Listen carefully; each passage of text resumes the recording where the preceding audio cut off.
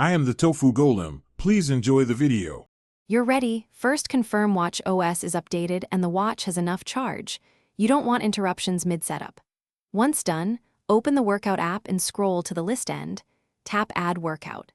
Pick the closest base workout type because custom options inherit metrics and sensors from that profile. Make sure your heart rate and GPS permissions are allowed in settings so the custom session records accurate data. This gets you into edit mode to start building the custom template. Now you'll shape the workout. Tap Edit and pick which metrics display. Include pace, heart rate, cadence, or calories so you see what matters. Next, add intervals. Choose time, distance, or open intervals and set repeats. This controls work and recovery blocks. Then configure alerts, heart rate zones, pace thresholds, and cadence cues to trigger on the watch during effort.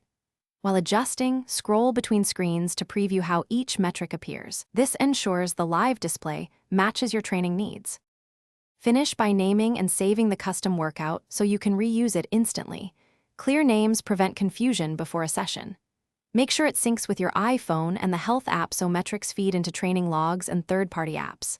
To start, select the workout and wait for GPS and heart rate lock, then tap Start. If alerts or metrics fail, check Do Not Disturb, app permissions, Bluetooth sensor connections, and that Watch OS is current. Fixing one of those usually resolves Thanks for watching. Consider subscribing if we helped you today.